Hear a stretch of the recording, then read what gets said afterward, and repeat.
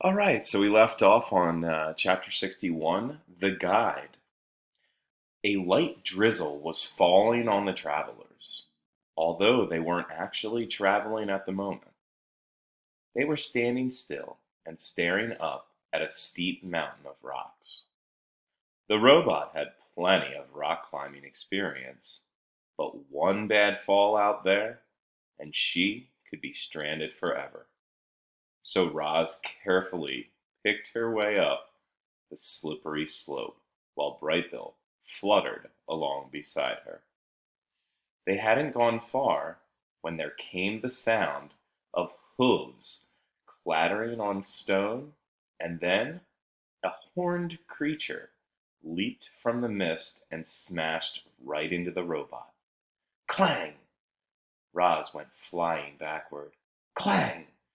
Roz crashed onto the ground. Standing on the rocks above the robot was a wild ram.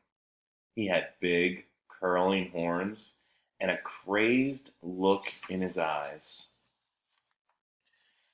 Brightbill flew to his mother's side, ready to defend her. Stay away from my mama, he hissed, spreading his wings. But rather than charging, the ram hung his head and started to cry. Oh, I'm so sorry, he blubbered. I don't want to hurt anyone. Sometimes I just lose control and smash things. I feel awful about it. Really, I do. Roz brushed herself off. I believe those are your instincts, she said. We all have them. They can be very powerful. I only hope your instincts do not end up breaking me. Don't worry, the ram sniffled. I'll try not to let my instincts break you. I appreciate that, said the robot. My name's Thud, said the ram. Which way are you headed? We are trying to find our way out of these mountains, said Roz, but they never seem to end. You're almost there, said Thud.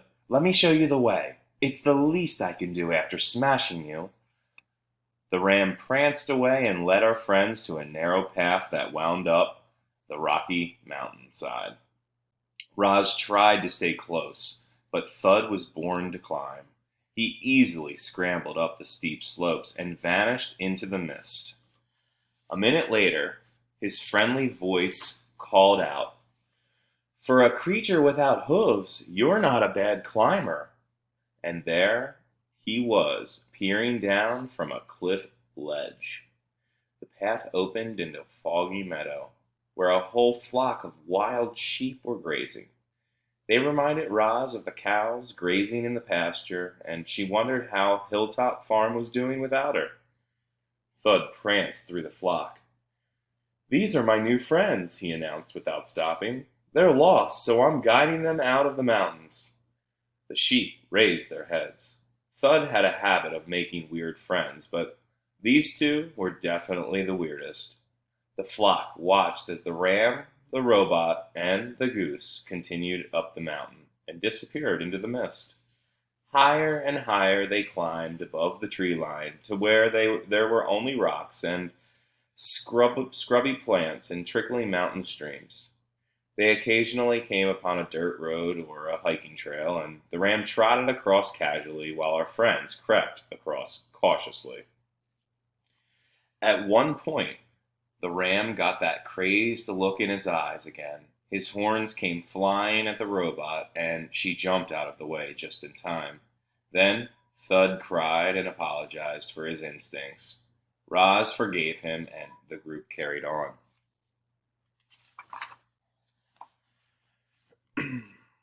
Then, finally, hiked up from the mist and onto a mountain ridge. Above the sky was clear. Below, a blanket of puffy clouds spread outward in every direction. The sun was setting, and the western clouds were burning pink. Roz thought of the mountain top on her island. If only she could be watching the sunset from the peak instead of this one. But they still had a long, long way to go. Thud pointed our friends to one last path. This will take you down from the mountains and through the foothills, he said, smiling. The ram suddenly got that crazed look in his eyes again, and the robot prepared to jump. But this time, Thud pulled himself together. He said goodbye to the travelers, and then he pranced away. Chapter 62, The Showdown. Daybreak in the foothills and thick gray fog was everywhere. With such poor visibility, the travelers relied on their other senses. They smelled the salty air. They felt sandy soil. They heard seagulls screeching and waves breaking, and then they heard the long, low note of a ship's horn. Somewhere in the distance, hidden by the fog, was the ocean. As if to answer the ship, there came another long, low note. But it wasn't a horn, it was a howl. A wolf was following our friends. Brightbill beat his wings and squawked, "Mama, run!" Roz ran downhill deeper into the gloom. Her feet stomped the sandy soil, leaving behind a trail of footprints. There was no time to hide her tracks, so she just kept running. Blurry shapes faded in and out of the fog, and her eyes darted around to see if they were rocks or bushes or wolves. But the robot should have watched where she was going. She slipped and thumped into the sand, and before she could get up, Shadow was on top of her. The wolf was heavy and strong. He pinned Roz to the ground and locked his teeth onto her tool belt. At last he had caught his prey. Violently, wildly, he thrashed the robot from side to side.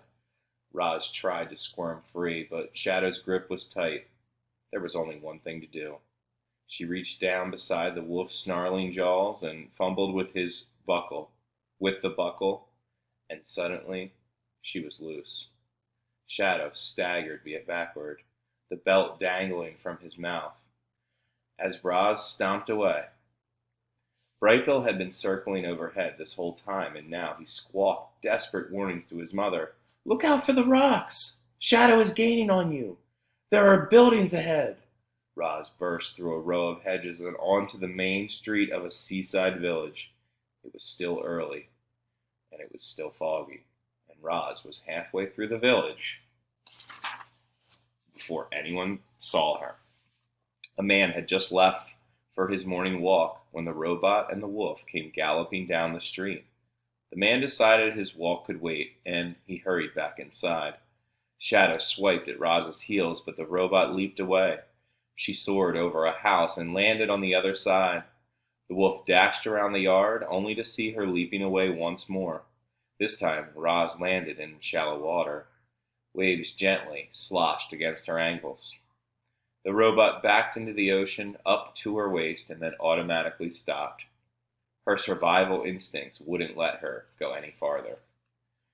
"There's nowhere left to run," Shadow growled as he prowled onto the beach. "Either fight or swim." Roz was trapped. Her body lurched forward and backward as her computer brain struggled to find an escape.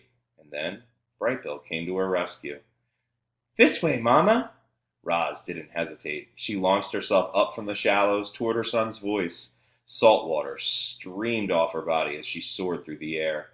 Then her feet pounded into the sand beside Brightbill, who was perched atop an old rowboat.